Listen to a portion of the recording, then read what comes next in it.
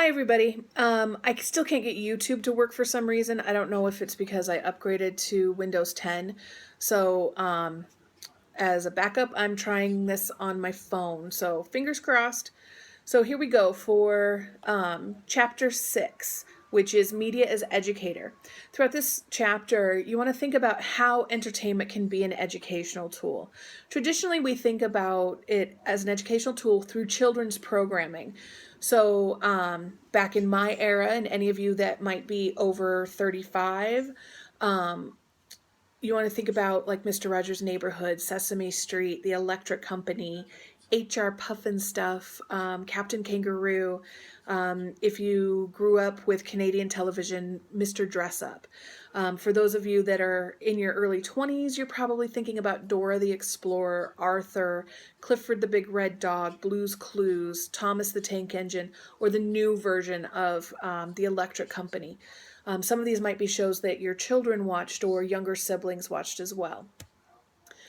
So the reason for educational programming was because by the 1960s, about 97% of U.S. homes had televisions in them, and research was showing that children were spending over 27 hours a week in front of the TV, and this worried some people. Specifically, George Gerbner said, "Those who tell the stories hold the power in society, and today television is the most powerful storyteller to most of the people most of the time."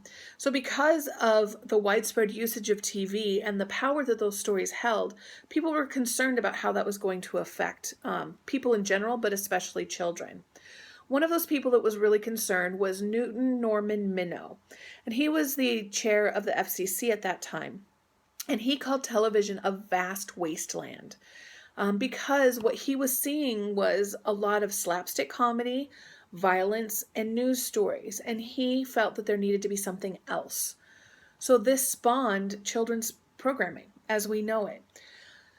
The purpose behind children's programming is twofold. Number one, it's cognitive learning, and this is a focus on knowledge acquisition. So this is skills-based, specific skills.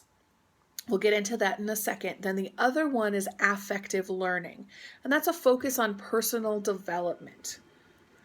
So first, Sesame Street is the earliest form of a show for children that focuses on cognitive learning. So think of the things that you have seen in Sesame Street yourself or through your children, through siblings, cousins, whatever. You learn how to count, you learn the alphabet, you learn how to read, you learn how to identify shapes and colors and animals, you learn songs. They're basic skills that you learn.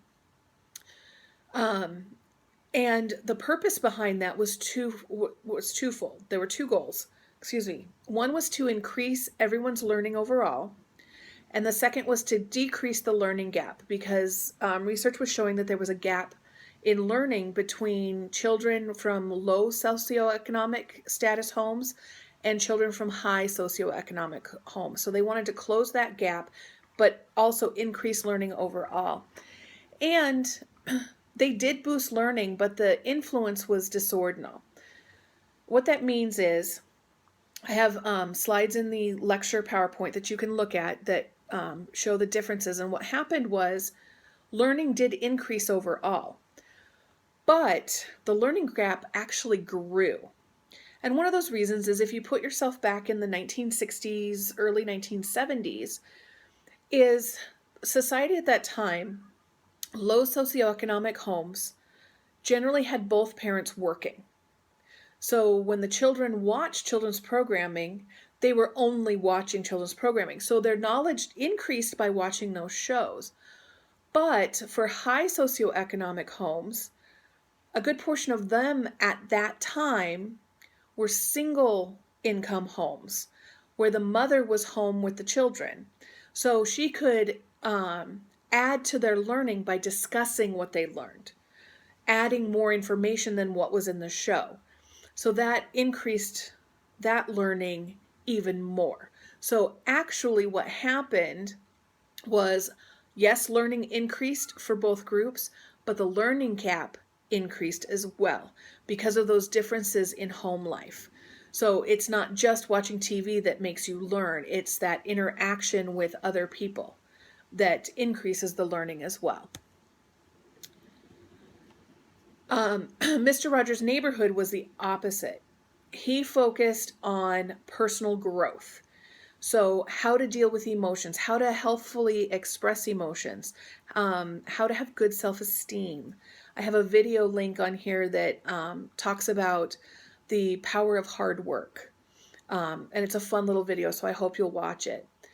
The funny thing about Mr. Rogers is there's all kinds of rumors about him, and please check out Snopes because there are some great ones in there. But the truth of the matter is he was a Presbyterian minister. And he hated television. He hated the content. He thought it was harmful. So he decided to counteract it by creating a show that he felt could be an instrument to nurture people who watched and listened. And that's where the affective learning comes from. And some of the things that he would focus on was the power of work, families, how to get along with people, how to handle it if your parents get divorced, how to deal with war, because remember this was Vietnam era times. So how children can understand what's happening and deal with their emotions, how to deal with death. He has a great video on, and it was one of the first shows to actually talk about death, like, and how do you grieve? It was pretty incredible. And it was focused around his dead pet goldfish. So it was something that children could relate to. Then you also want to think about how newer technologies can affect learning. There's a study done 1950s, 1960s by Bandura, and it's called the Bobo Doll Studies. And what they did was they filmed children in a room with a blow-up, one of those round blow-up dolls with like the sand in the bottom that you hit it and it bounces back. They still have them out there. My nephew got one for Christmas and he's 4. But anyway, so he had an adult that would beat up the Bobo doll, essentially. And then they wanted to see what the children would do after watching this. And many of the children mimicked the behavior that they saw. So then they correlated that to television and went, oh, this is bad. If children see violence on TV, they pay attention to that, they're going to retain that behavior, and they're going to reproduce it. But not all children do. And another issue with this study was the age of the children. They were very young. They were like kindergarten age. So they haven't developed a lot of reasoning skills. But this is still an important study because it is one of the first media studies, and it was expanded upon in later years, and we'll get on that expansion in later chapters. But for right now, you need to understand the basics of the Bobo doll studies, and there are tons of videos on YouTube about it that have actual footage from the studies, and the basics of it are attention, retention, reproduction, and motivation. Video games can be educational. Believe it or not. Some are interactive, where you're interacting within the game. There are multimodal games, which are very big now. There are simulations, which simulations tend to be used in training. And there are serious games. So make sure you clearly understand the differences between those through the readings. My question in the discussion board this week about social media and education, make sure you understand that Facebook can have educational value when it's used in relation to a class. They found that overall learning did increase using a Facebook page. So there's that. And then the last thing you need to understand are MOOCs. That's MOOC. It stands for Massive Open Online Course. And these are courses that you can take online that I know Stanford has done them, University of West Virginia have done them, or excuse me, West Virginia University has done them. and many, many schools. And there are ways to extend your education. There are two different forms. There's one where the professor stands in front of the room, in front of a camera, and gives a lecture. And then the other form is more interactive. So you can send in questions, you can ask questions. It's more interactive. So make sure that you understand the difference between those two.